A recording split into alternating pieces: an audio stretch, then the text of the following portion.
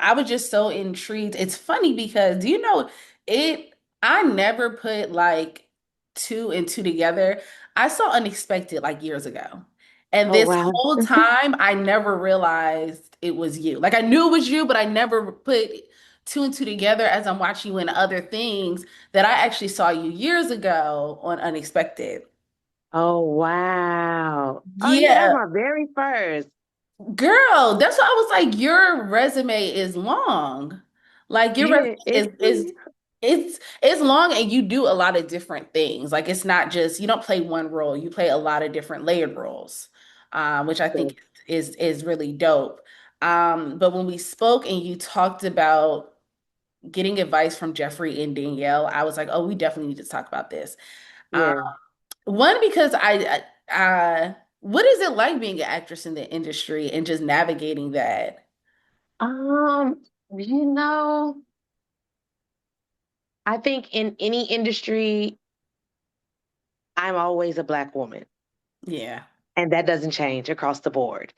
I think the beauty with being in the industry is you have this platform where you can use your voice and you're highlighted and you're able to meet other amazing people who have either had similar experiences or have faced experiences that you have yet to face and will eventually one day. And Mhm. that's on either end of the spectrum, whether it's amazing and they're running for the Oscar campaign like Danielle, or whether it's Jeffrey Maya, who you have a spinoff from where you're just like a a supporting character on a show and you now have your own show. So being able to reach out to people and actually call who you're later in a situation that they've already faced or will face and just talk to them about that. Having someone, because being a Black woman in the industry, you have like I'm Greek, so I'm a Delta. So it's like I have this sorority within the entertainment industry of other amazing women that I can lean on and talk to. Because the thing about Delta, I tell people, my mom says this, and it's probably like a dark place with it, but she's lost her parents, unfortunately. And Oh, she's like, people who lose their parents, you're part of this um membership, this sorority or fraternity, this organization that nobody understands until they go through it. So I think that's the beauty of being a Black woman in the entertainment industry. I'm a wow. part of this organization that people don't understand unless they've gone through it. So I can talk to them about certain things that I have my close friends as well who I talk to, or my family, and I vent to them, but sometimes they just don't understand it. Mhm. Even when it's talking about the positive, and everything we do, like my life is great. I absolutely love it. I love my career. But there are things about it that sometimes are stressful, sometimes are overwhelming, sometimes are heartbreaking.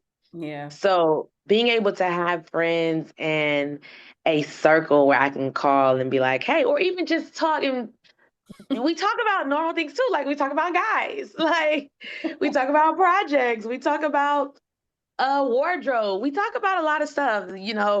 Sometimes we'll go and look at pictures on carpets and talk about like hairstyles and looks and wardrobe. So I mean, it's nice. I enjoy it. I like the fact that you named the people that you named in regards to like who you can lean on because I think I don't know, I think we just always see you guys, but we Yeah. don't I think it's sometimes hard to humanize celebrities and actors and actresses. So to hear you have these like human experiences, but you're going through it with other people that can relate, I think I don't know why it was just a little bit surprising to hear you just say it so passively, like, yeah, I talked to her for advice and I went to her and I'm like, okay, there's groups of people that like that's what you guys do. I don't know, don't Yes. it Even though, like, from your standpoint, right, you're a journalist. So your job is to deliver messages and get news out there and see people's insight.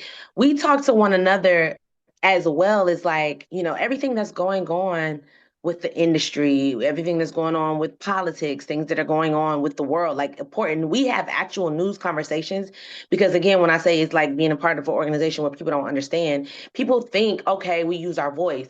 But as a Black woman in this industry, yes, we have the responsibility to use our voice. But then it's also knowing sometimes you're walking on eggshells, or sometimes there's a fine line, because how do you uphold this title and maintain this responsibility, but with an awareness to know that cancellation is real?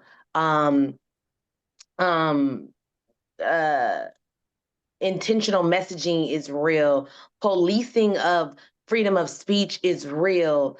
Targeting people that are actually making progress and saying intentional things is also sometimes real. So being the safe space to one another where, you want to talk about certain things, but it doesn't feel like there's enough safety for you to talk about certain things. So you lean on each other and share and debate. Like, you know, thankfully, obviously, there's people who, to them, their job is not necessarily their livelihood. Yeah. Like they have a job, but it's not their livelihood. Like if they lose that job, they're like, I'll get another one. Mm. As being in an industry where my job is my livelihood, and the losing or not losing of this job depends on if I get another one. Yeah. The reputation that I have from this job depends on if I get another one. So just being mindful of that. That's why I say it's a whole spectrum on, yeah, we have the girl talk, but we also have the personal talk. A lot of tweets that are in the draft are really in the text messages with us, are really on the phone calls with us. And these are actual important roundtable discussions that we have where we really talk about what's going on in the world. And I do my part of my due diligence where I may not always, we look at celebrities sometimes and we're like, well, why don't these people do enough for Black people? Or why aren't they speaking up about this? Or don't they have a political stance? And sometimes it's not about being very vocal about the things that upset you or are unjust, but it's about using your voice to combat and combat all of the things that are unjust and that you're upset with, by using your voice, by pouring into the positive things. So I may not say the statistics of Black kids getting killed or Black kids that are being unjustly prosecuted or targeted, but what I will do is talk to Black kids and tell them, expose them to opportunities that are available to them, make sure they have the resources to pursue futures that they want, make sure that they are exposed to a million opportunities. So I may combat it on that way. I may not speak on all of the things with immigration, but I speak to and help people that are immigrants. You know what I'm saying? So I may not always speak up for that in that right. I may keep that in the group chat. But we put our voices and we share resources and we discuss our frustration. We also discuss how we are combating these things. So it's necessary, man. It's necessary that you have someone, because if not, then you don't want to bottle up how you feel about things that are happening. And then sometimes when you do speak on it, you have people like, well, what makes this person feel that they're equipped to speak on political stuff and they don't know and they aren't in this space? Like, I'm very educated on the political things. When I vote for anybody, not just at the presidential level, but even at the local and state level, I research all my candidates. I make sure I do ask around. I go and I've watched their interviews. Like, let me see what they're saying. Some of the smaller interviews too that people won't see. Mhm. Interviews from like years back where they might have not known in 2025 they will be running for this role. Maybe in 2015 they were just running for like president of their neighborhood club, and Yeah. it's a little glimpse or something on like a news board on their community app that I may check. Yeah, no, I think it's so important. And it's so interesting. Like I love when I'm able to like really talk to people that actors and actresses, because it does allow me to see um it reminds me that we all are human, and that like you guys are going through the same exact thing, but yours is a little bit different because you're right. You know, there's a lot you may want to say, or a lot that you do say, in your group chat that you just can't say out loud, because absolutely correct that like you find out that your livelihood is in jeopardy when it's no longer coming. Yeah. Like you can get blackballed and have no idea how. And for unfortunately for black actors, getting blackballed is really like a death sentence. Yeah. There is not it's not really easy to come back from that. And I can't really think of one actor that truly did come back from being really blackballed in the industry, right? But even with that, so speaking on sort of like the climate and everything that's going on, how do you feel like about Hollywood in your Um, career? I feel like Hollywood has embraced me, which I'm grateful for, but I do feel that we still have a long way to go. I feel like Hollywood a lot of times mirrors the United States in Mm. some ways, ironically. I know people are like, what? They will probably be like, what? Oh But no, I I do. agree. I I wholeheartedly agree.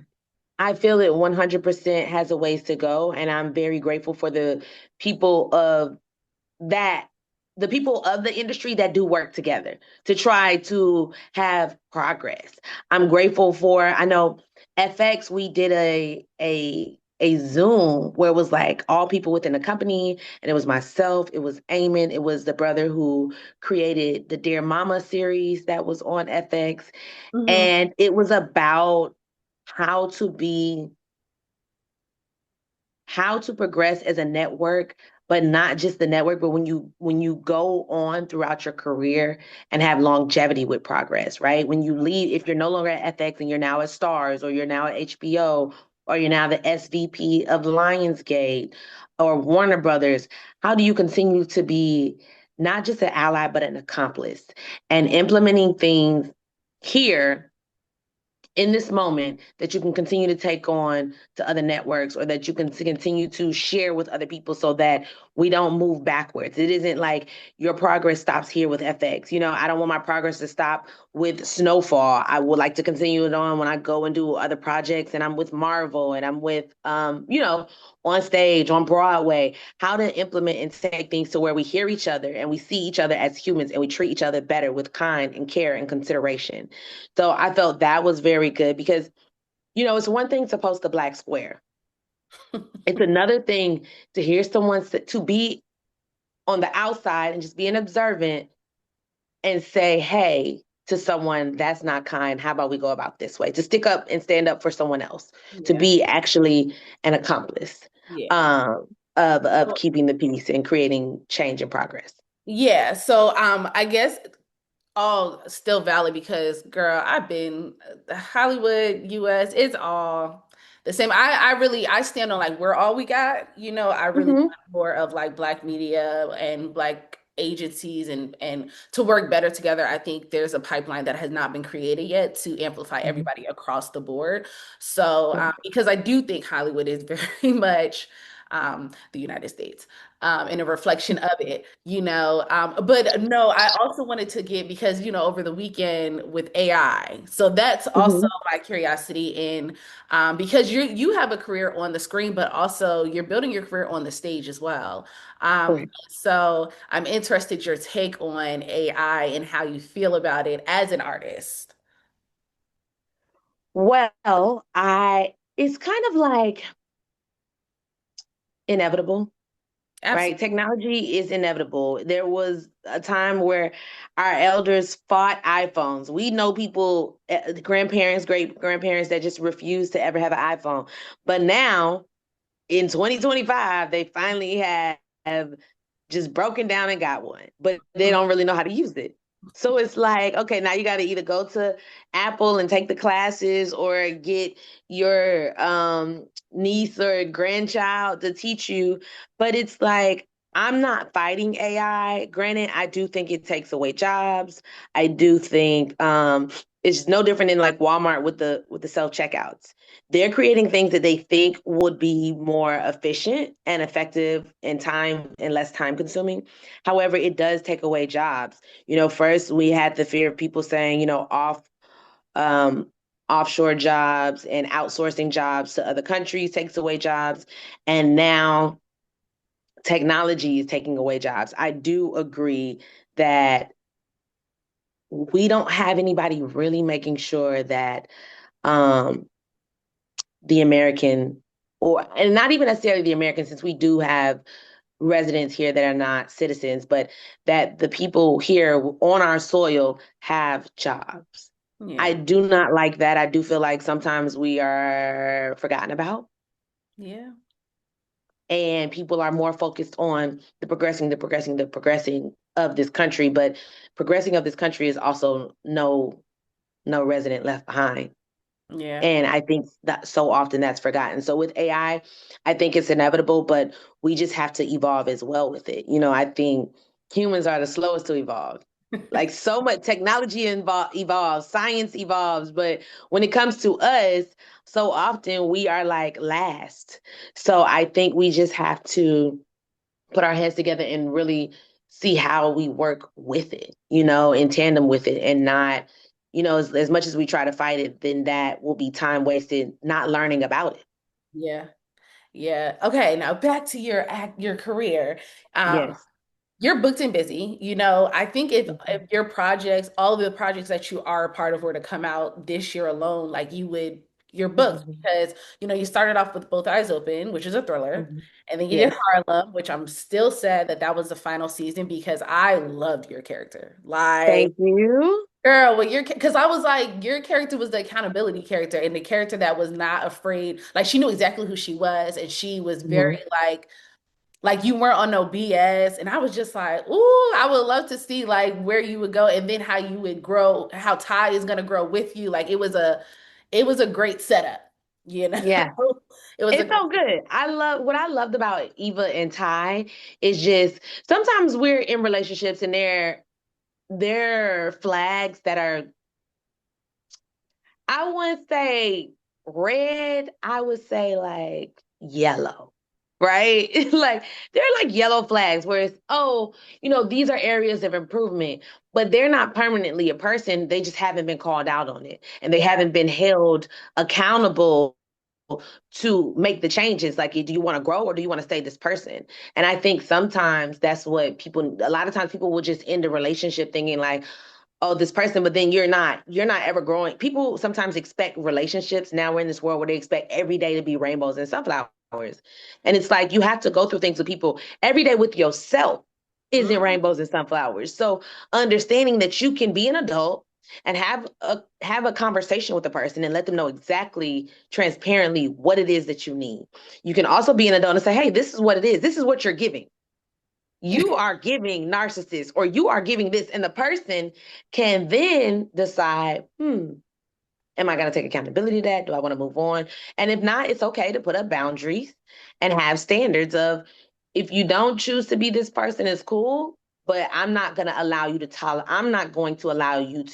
disrespect me like that. And I'm not going to tolerate it. You don't got to fight the person. You don't got to cuss them, call them out their name, be crazy. Like we can have healthy communication, healthy growth. And that's what I really loved about Ty Even, where it's like the relationship doesn't have to end just because we reach some hardship. yeah, yeah, Because that's how we reach points where we're like, dang, that was the one that got away. yeah, I chose not to forgive. I didn't miss. These are, you reach moments where it's like, that was a room for you both to grow. That was a area, a moment of improvement, a teachable moment. That was a teachable moment. We let go of relationships sometimes simply due to teachable moments because we don't want to teach. We mm, expect the person to come fully whole and their best self already, where it's like, girl, we are evolving every day. yeah. And sometimes, and that was the part because I felt like we all saw Ty throughout the series, but it was also the first time that somebody held her. Not only did you hold her accountable, but it was like these are my standards, and that was also the other thing I loved about your character was your character has standards, and it Yeah, and because sometimes we have standards until that person comes along, and then we just be lowering them left and right and wondering yeah, why things haven't changed, but you had standards. And so you went about life according to your standards, yeah, right? And so it's funny because as you're talking, I'm like, yep, definitely had that. Like, I left because it was this or this down the third. And not that it's regrettable because you shouldn't regret, things, but it was like, I wonder what life would look like if I didn't quit, you yeah, know, if we, yeah. we did grow together and we did teach, right? Um, you're so. you now have Table 17. Yes, table I'm 17. excited about this one. I'm sad. I don't live in LA, so I'm sad I won't be able to see it. But I'm excited about this project. I mean, I'm so happy to be back on stage. It's been a while since I've done theater, and theater is my foundation. So I'm just honored to be on it with greats like Biko and Michael Rashan and the amazing Jalen Livingston, who is a phenomenal Broadway director, and Douglas Lyons, who is our writer.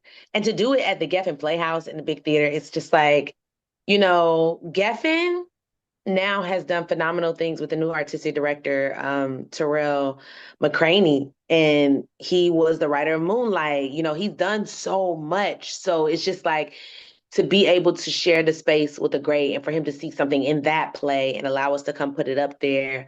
It's a three-hander, you know, it's heavy lifting, but I'm very excited because it's also, even though it's heavy lifting, it's so close to my reality in so many ways that I'm just like, oh, wow, I'm just gonna sit up here and retell these folks my whole life, my love life. But it's so beautiful. It's so beautiful, and you're gonna laugh with us, you're gonna cry with us, you're gonna judge with us, you're gonna place blame. Again, it's a relationship from different perspectives on who was right, who was wrong, and if the love is there, and what do you do? Yeah. When you first read it, what was the biggest like I'm telling everybody my business part that you got from it? Um, the stubbornness of being in love with someone, reconnecting with them after something doesn't work for whatever reason, but both still having that hold on each other of love, that hold that love has. Um, the public question of, is love enough? Mm, Because so often people say love is not enough, and yet there are people who we love, and we could be years apart from them, conversations never had, face to face years, and not have not been face to face for years, and something brings us back, and when you look back on it, it's literally the only thing that brings us back together is love. yeah. So many people say love is not enough, but I disagree. I think love is more than enough. We're just afraid to admit that. Yeah, I think it's just the public of love, because I rarely do public publicly show my affection to my significant other. Behind closed doors, I'm a lovey dovey. I'm a lover girl. Well, I mean, I feel like, and I personally do stay away from like celebrities' personal lives. I think that's the one thing that we are not owed. Um, Mhm. and so uh I think we see you out and about, but I wouldn't know who you were dating. I wouldn't. Because I'm like, you seem like such a runaway girl. Like you seem like such a home girl. So I Yeah. wouldn't know what you're like. I wouldn't know what it looks like. So I Yeah. wouldn't know if like you're dating this person or you're dating that person because you just seem cool with everybody. But also you seem like you'd be dating anybody. So you know. Yeah, and I intentionally moved that way, because my lover is also like one of my closest friends. So people, you would never know, because some of my closest friends I'm equally as affectionate to, which is off the strength that I too love my friends dearly. I think only way people would know that I'm dating someone is because I kiss them.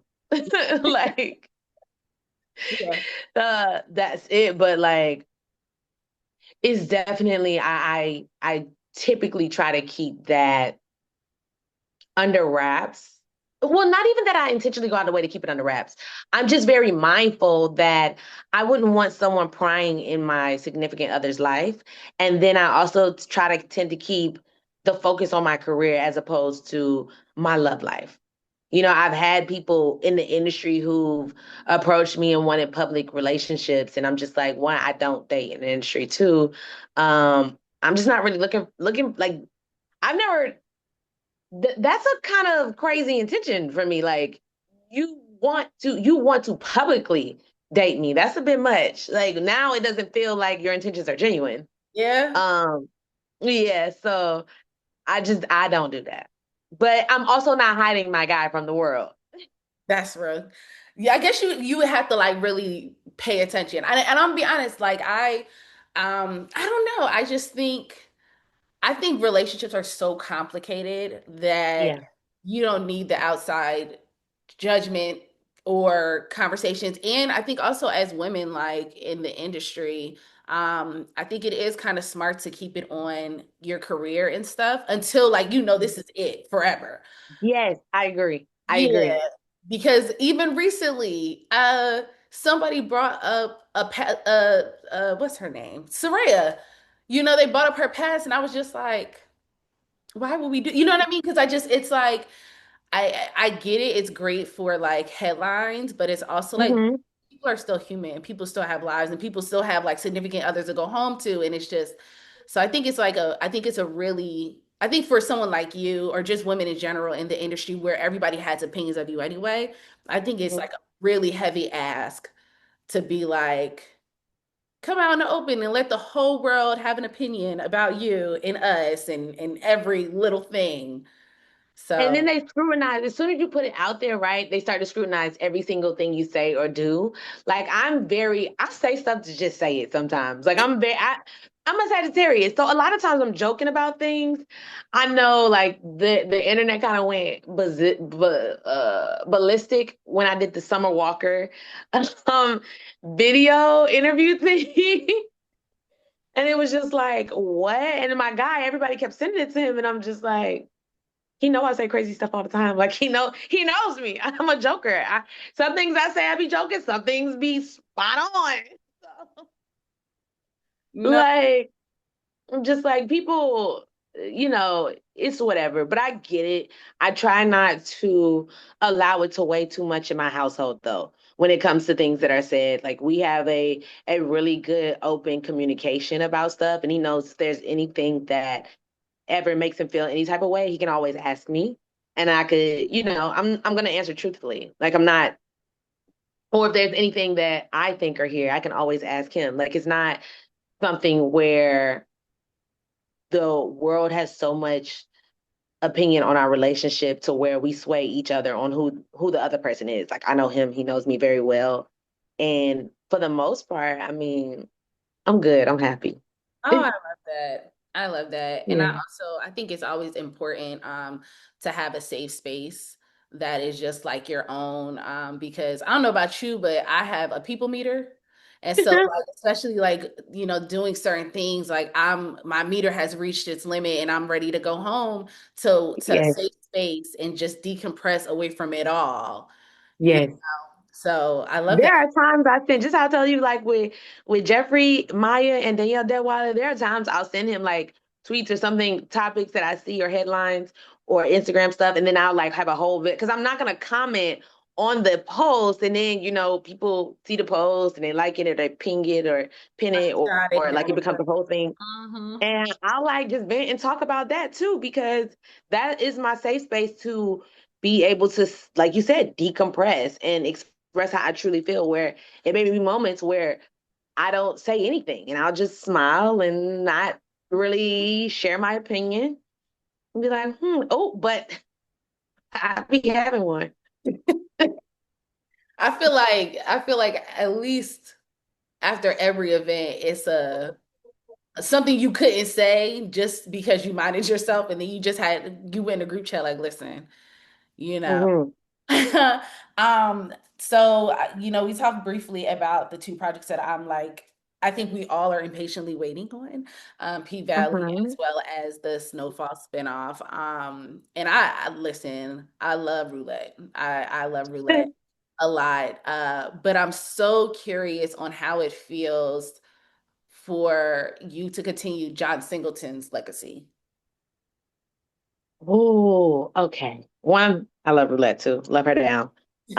Two, I love John Singleton. Like John was just it's so crazy. I met John in my acting class. He came and spoke to our class one day.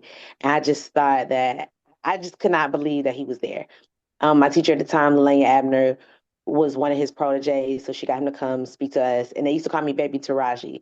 So I can see. then that was in Atlanta. So then to go to LA and he allowed us to come, students from her class, to come sit on his USC class and take notes and be there. I'm like without having to pay, and that was just like a treasure in itself.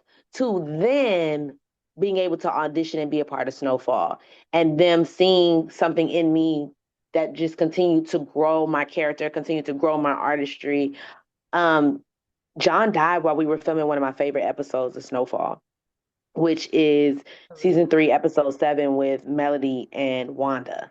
When we go to the skating ring and we have like our whole day when Franklin is searching for Wanda. And that was just so heartbreaking. I remember sitting outside of the house. We were shooting the scene where it was Melody and Wanda sitting on the curb after they had done Smoke the Rock.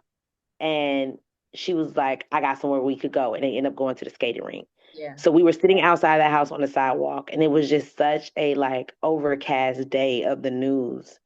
And we knew in that moment that we could not let John's legacy just die off. Like we could not let it go down. We had to finish the series. We had to finish Snowfall on a high note. Everybody had to bring their best of their best work every day and be supportive for one another to ensure that we all just truly delivered what John instilled in us. He would sit and he would say, "Tell the story." He would sit and he would be so excited. I remember when Melvin Gray came on as Man Boy, and Melvin, he was just like, let me know what's up. I said, "Look, if you ever want to know anything about your character, go to John." I said, "Just sit and listen and talk to him." I said, "He's so excited. He'll say, don't, you can't tell nobody." And he'll start to talk about it. You just, you hype him up, I said, "You sit with John long enough, he gonna tell you. He gonna say, ask him what's happening with your character. He gonna say he can't tell you, but then he'll start to get excited and say, okay, I'm gonna tell you this. I'm gonna tell you this." So I absolutely love that. So to be tasked with such a major responsibility of continuing his journey and his love for LA. Oh, if that man ain't do nothing else, he loved his city. Oh He yeah. loved his city down and he loved storytelling.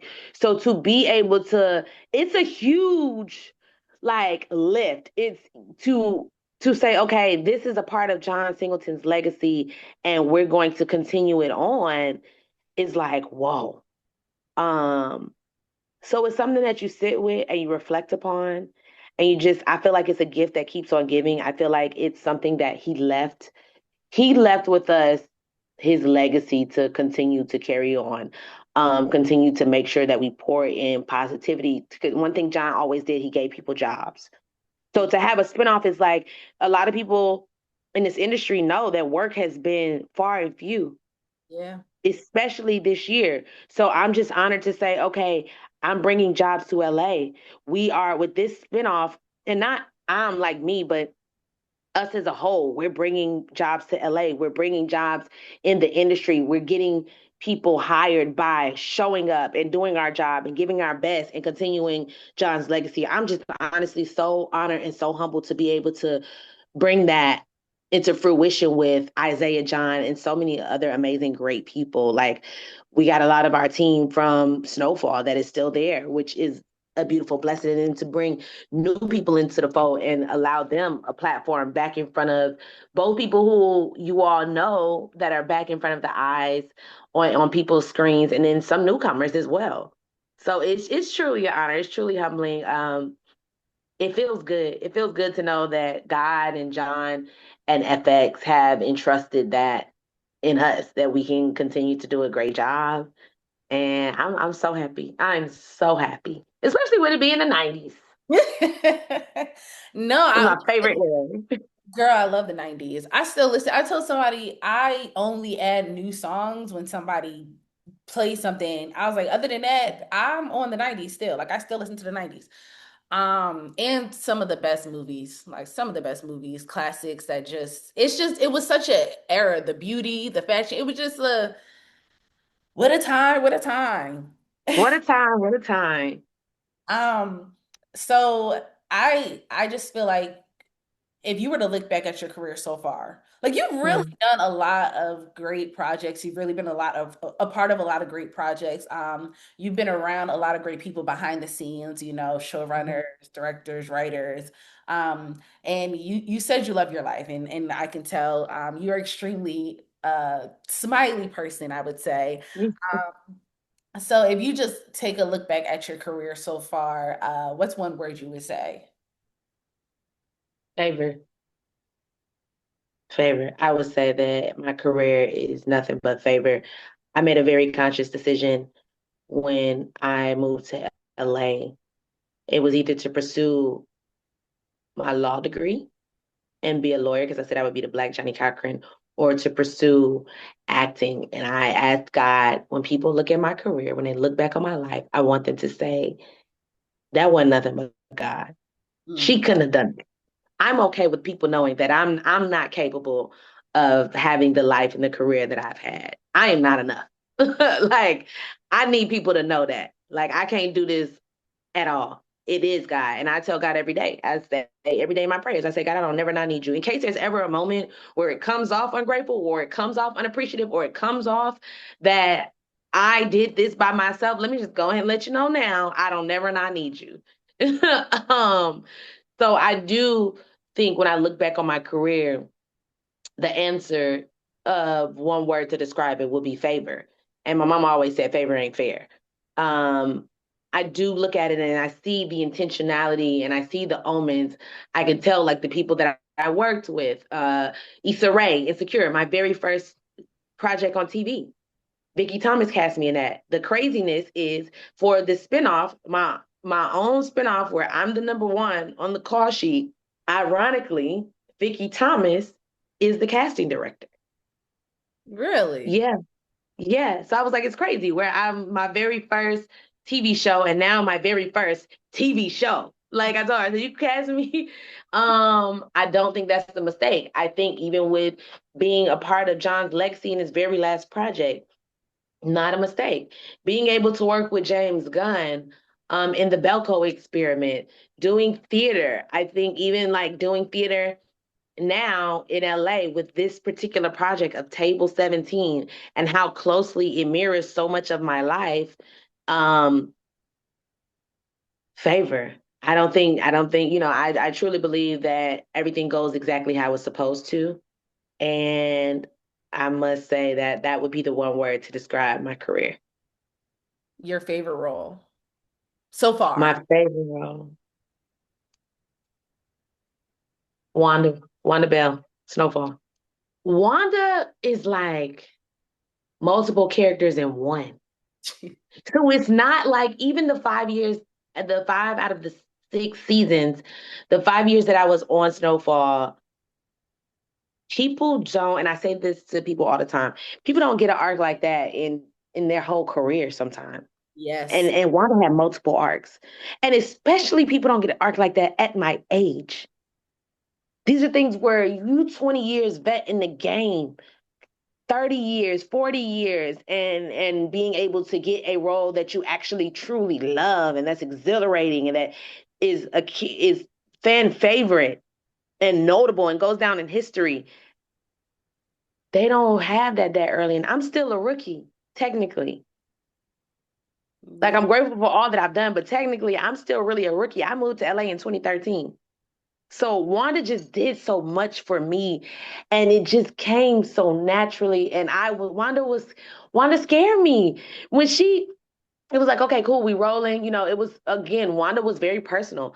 I've never done drugs, but a lot of people in my life have. I think there's no Black person alive who doesn't have close proximity, 6 degrees of separation from the crack epidemic. Yes, absolutely. Yeah. So I was able to not just, I was able to tell a story for so many Black households. So I love the impact of Wanda too.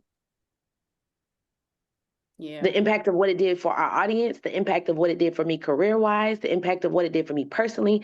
I viewed people who did drugs differently, people who were victims of the epidemic um, and the illness of drug abuse differently after that. So loved Wanda down. Best project I've ever worked on, Atlanta. Really? Let me tell you something. Donald Glover is the one. He Oh, is the one. I love what he's doing for Black women. I love what he's doing for the industry. I love what he's doing for art. Um, he's fun. He brings fun and breathes life and freedom. And again, he brings people together. This is someone who progresses the you progress the industry. He oh, absolutely, seamlessly, absolutely, yes, gives absolutely. women platforms. Like to get to be the show that it is, you only have one main female character, but you gave her own standalone show, Yeah. her own standalone episode. You created a whole show, Swarm, with shout out to Dominique Fishback. Her as the lead, working with Janine Neighbors, other female writers, female directors. So Atlanta was just, and we felt that. You felt like it felt like home. It was my first project that I got to shoot in my city. I had so much fun. It was so humbling. This is an Emmy Award winning show. He's like, thank y'all for being here. Are you serious? Thank you for casting me. um, everybody over there they were humble and they were like just honestly very welcoming. And I look at people, right, every experience in the industry as either what to do or what not to do. Mm.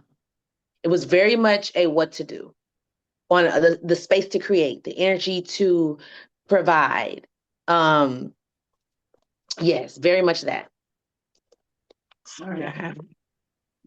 You're you're fine. No, I love that for you. Because no, Donald Glover is the GOAT. I think he's just his creativity is just unmatched. Like his creativity and just to see everybody that was a part of his show and how Mm-hmm. you guys have all gone to do great things. I think it was a great like literally everybody that was a part of that show has really elevated in their career, whether it was Yes, a character or on just an episode. But like it's a very interesting thing, and I talk about it often about how Atlanta was like a really great stepping stone for a lot of actors. If yes. you think about it, and I think that is credited to the creativeness of Donald Glover and what he created because it is a masterful show. And Like, also what he's magnetic. So what he attracts people that will go on and be great, right? He instills that and sets you up for that success. That's really what I want. That's the prayer I pray every day for Snowfall spinoff to do. I want I and Atlanta is the exact show that I use. I say I want it to be a trajectory for everyone who touches that set for our careers, similar to the likes of Atlanta. Look at the guy who is the lead in him. Look at RJ, who drove the invisible car, no, who was the rapper. Look at Danielle Detweiler. Look at Adrian Ray, who's on Forever. And obviously the main character is Brian Lakeith Zazie, Donald, but every character that touched that set. Look at Brittany Inge, who was in the Drake episode. You know, she now has the Miss Pat show in theaters. So I 100% agree that he's a magnet for just greatness. yeah, absolutely. And just lastly, the future. You know, I think I love how your career continues to grow. What's your GOAT role, GOAT person to work with? Goat role. Well, I have it's layers, right? So I definitely have to do Marvel. I got 17 nieces and nephews. I need something that they can watch. The youngest is 2, and then one day I will have kids. So 100%, I mean, the Lord Jesus, the youngest is 4. So definitely need something that they can watch. So Marvel, DC, I need that Marvel. I need that Marvel. Also, I love Marvel. Um, Also, I really, really want to do, and because I want to do Comic Con and all that stuff, but when it comes to another role, I want to do something like suspense, like Gone Girl. Ooh. Well, you did Yeah. too. You did recently do Both Eyes Open, which, whew. Yeah, but I want to go deeper. I want to go deeper. I also really want to do action, like when you think of a Mr. and Mrs. Smith, or when you think of Columbiana. I want to do like real action. Like I ain't trying to run from it. I ain't trying to do implied action. I want to get in the field. We need more. We need definitely more Mhm. Black women in action roles that are like whipping ass, leading. Yeah. I would love to see that because I feel like, Pam Grier, she started it, but I don't think we've seen too many Black women in action roles over the Mm. years. So No. And then nothing, we haven't seen anything nowhere near close to Colombiana at yeah, all. it was. Or Tomb Raider at all. So definitely, or girl with the dragon tattoo. So Mm, definitely along the lines of that. I mean, the closest thing we saw is Holly Berry and I can't think of the name of the movie, but Halle When Holly Berry was in that movie. And I want to do a love story. And I mean, like, I wanted to feel like Brown Sugar, Love Jones, Love and Basketball. Like, I want to do a classic love story that we as Black people are like, oh, wow, Yeah. I feel good. I'm sad. I'm in love. This is the perfect date night movie. I'm going with my mother and we are like hopeless romantics, or I'm going with my girlfriends. Like, I want to do a feel good, real modern day love story. Ooh, do you have a person that you want to work opposite of? Uh, I wouldn't be mad at like a Toast and Cole, I love Toast. or That's yeah, a good one. he's really great. Him.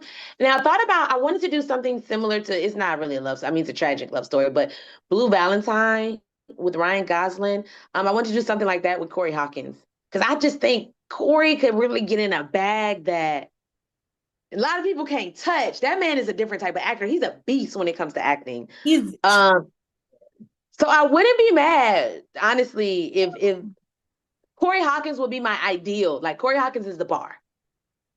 First off, kudos to you. Shout out to you. Just shout out. Cause I like the names that you dropped. I'm like, when people drop names, it's always like the ones that like are extremely super popular, but like I'm sitting here like, ooh, but and Corey Hawkins to me is like he's one of one, Mm-hmm. but I think Definitely. he hasn't gotten that like recognition yet. People are Nobody's allowed him to be. He's that leading man love interest that everybody looks at everybody else for, and may not look at him for. Like he will give it to you Sunday through Sunday. He just got to get the opportunity. he does.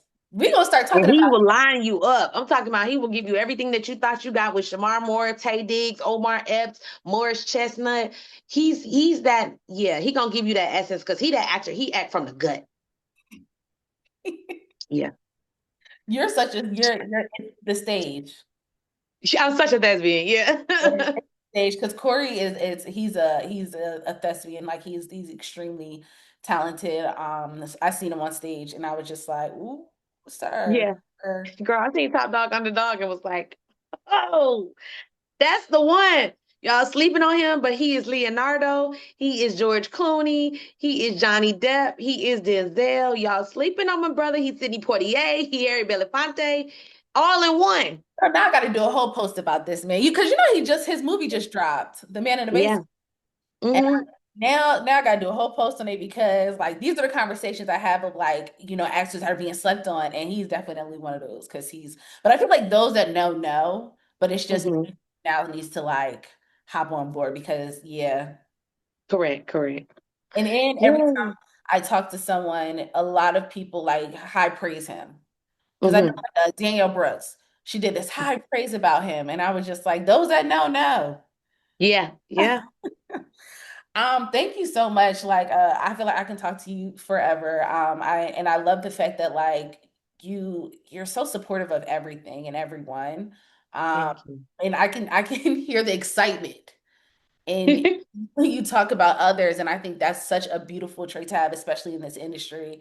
Um, and I love like you said, I feel like everything, like the way that your life is how it's supposed to be. And Mm-hmm. I don't know. I think you look at everything of community. Mm-hmm. I do. And I'm gonna give you an honorable mention because I know people be waiting for this. He is my best friend, and I love him down. One day, I hope me and Malcolm give the world the rom com that they looking, the love story or the rom com that they looking for.